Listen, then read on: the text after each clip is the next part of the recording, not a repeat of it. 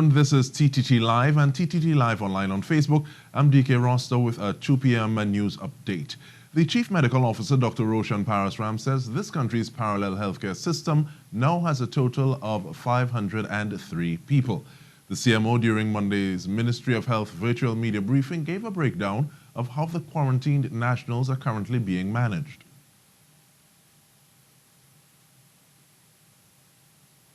Now, it seems as though we'll have that for you in a bit, but we are very happy to speak about innovation with regard to business. Now, Dr. Kevin Michael Fleary of the Center for Business Intelligence and Analytics at the Arthur Lockjack Graduate School of Business, he came up with a mini-series centered around design and innovation, taking us through COVID-19. We also want to say thanks to Dr. Leslie Ann Noel, Mrs. Joanne Cook-Walcott, and Krista Sankersing for also participating in that mini-series, and that was featured on responding to COVID-19. Now, Dr. Fleary is back to look at innovating business models, this time specifically for small and medium enterprises. Welcome, Dr. Fleary. How are you? Good day, Dike, and thank you for having me, and good day to the viewers. Our pleasure. Now, why the specific focus on SMEs?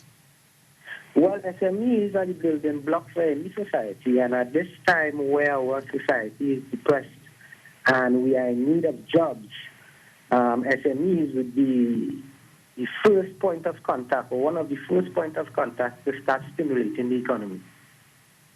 Now, with regard to moving forward, though, and I had a conversation with someone else who dealt with brand and building yourself as a brand.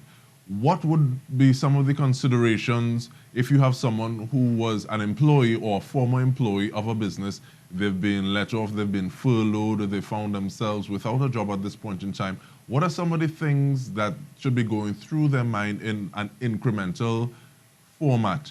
If they're saying, okay, well, I have a talent and I see a need, how do I turn this into a business? Okay, well, at this time, when the landscape has significant changes, the needs of the economy would change. So one of the first steps is to identify what are some of the changes that the economy is demanding, right? In regards to SMEs in particular, what SMEs would have to do is sustain, right, their business model, and then seek to incrementally adapt and innovate their business model.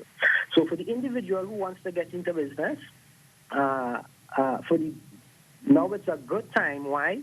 Because some SMEs, and this is the reality, some SMEs that access financial support, for example, that the government has opened up to the SMEs, if they do not take this opportunity to innovate and adapt, they may actually begin to contract, right?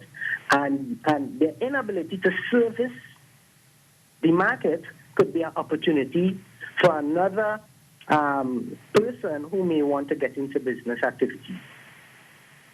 What do you say to the small and medium business owner who is saying that, okay, well, I got a grant, but right now I'm running on fumes and I have things that I need to pay. So right. I'm already looking at where the money is going, as opposed to saying, okay, I'm trying to adapt, I'm trying to innovate. Right. Well, the whole idea of innovating needs to have a systematic approach to do so, because you cannot innovate if your business is running inefficiently. So your first concern would be, how do I sustain my current business? How do I sustain my current market needs? How do I pay those bills? Basically, what I'm saying, the key. Once we establish that, then we want to have considerations in regard to what are the vulnerabilities that I'm experiencing given the changes to my competitive landscape. Once we identify that and start asking the right questions, we could start to innovate. But innovation is in no way not associated with sustaining your business. You must first sustain your business and then seek ways to adjust your business model to the new environment.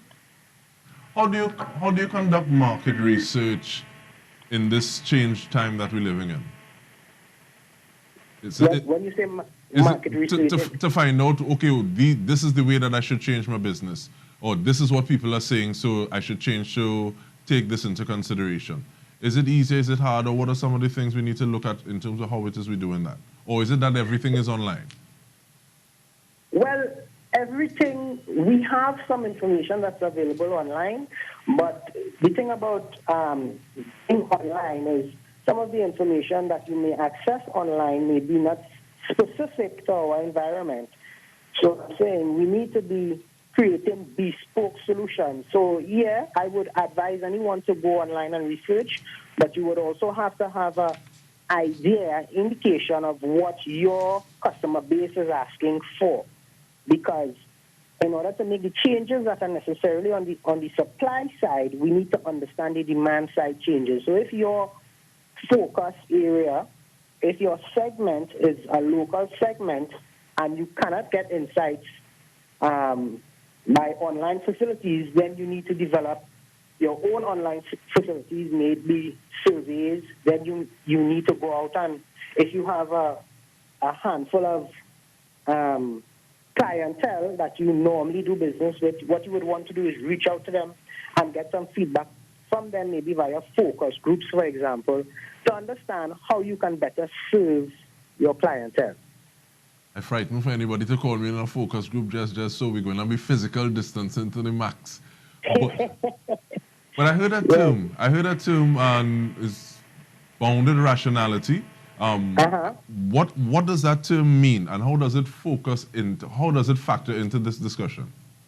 Okay, so bounded rationality is the idea that we, at any given point in time, we are limited by constraints.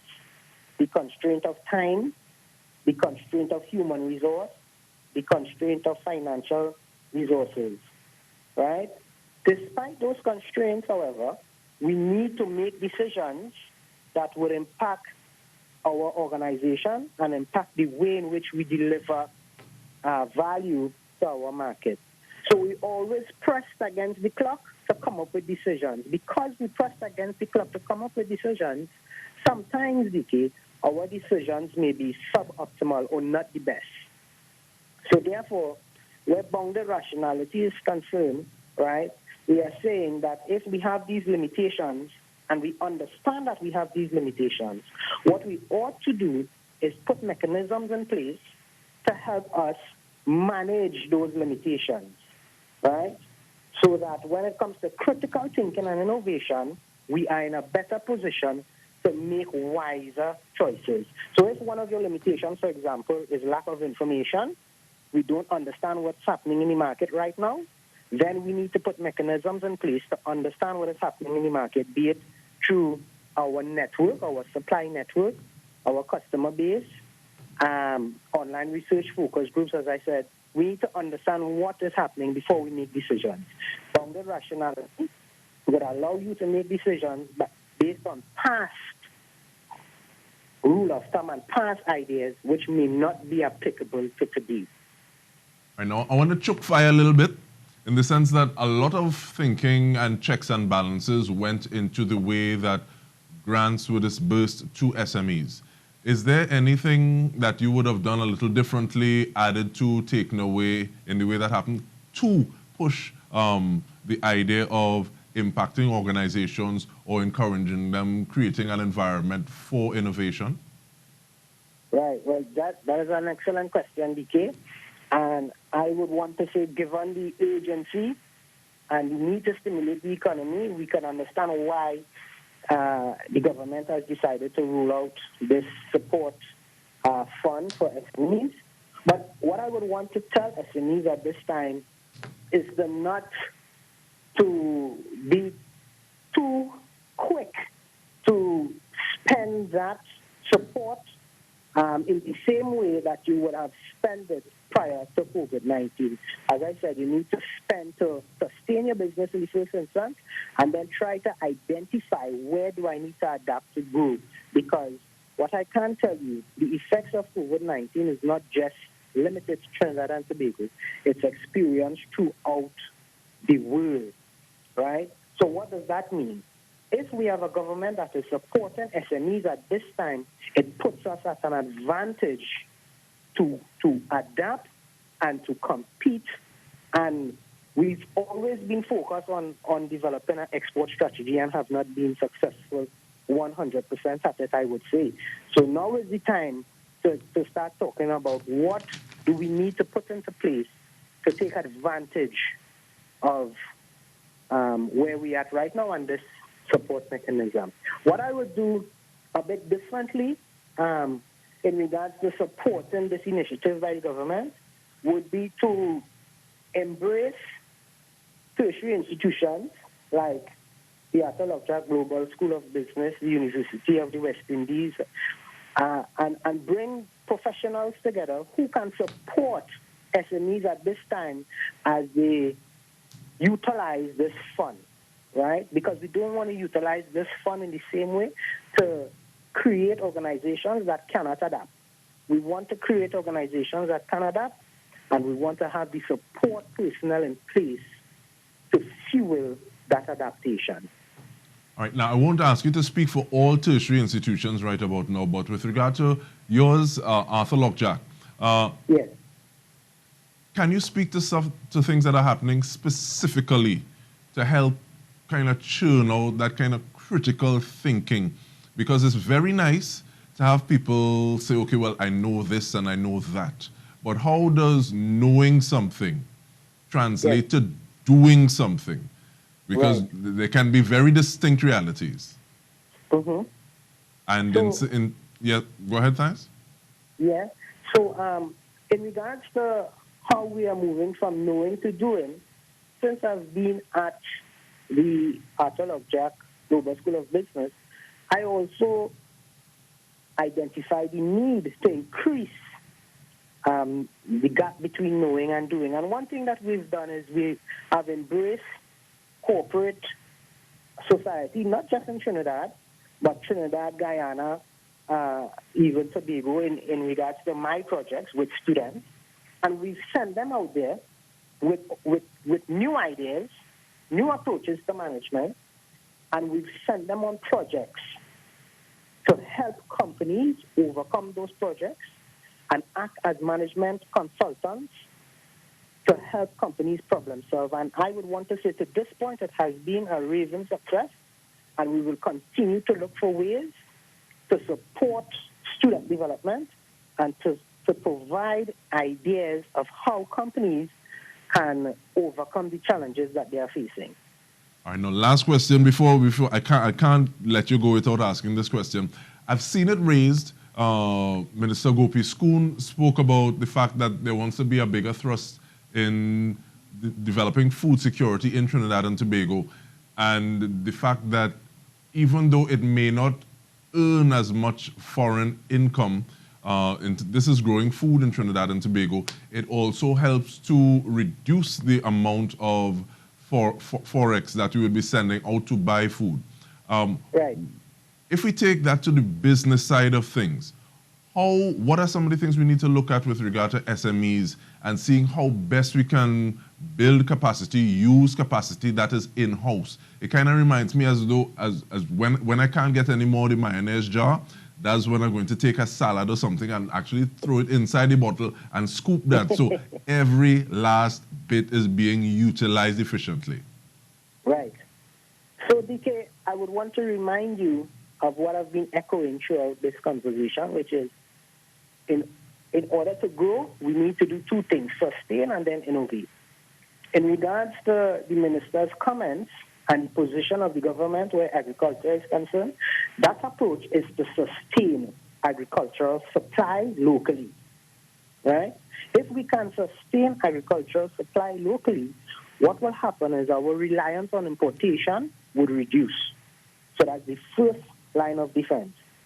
Once we can build that capacity, we can then be in a position to start talking about what can we do to innovate what we are doing. Now, in regards to sustaining agriculture locally, there is going to be some inefficiencies that have to be removed, because sustaining any business activity, any endeavor, requires the identification of inefficiencies and the removal of those inefficiencies. Right? So I am I think that it's a good idea generally, but we need to be open to new approaches to agriculture, because agriculture, it is a need. It is not a want, it is a need. And what we have seen is that a lot of young persons in the country tend to shy away from agriculture.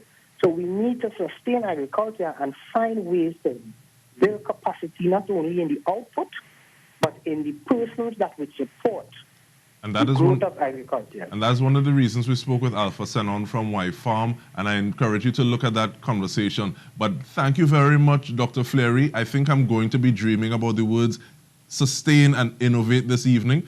But thank you very much for your time, and we want to thank you for tuning in. And remember, you can join us for live coverage on TTT, Talk City 91.1 FM, Sweet 100.1 FM, Next 99.1 FM, as well as on Facebook at TTT Live for all of your updates. On behalf of the TTT crew, I'm Dike Rostant. Bye for now.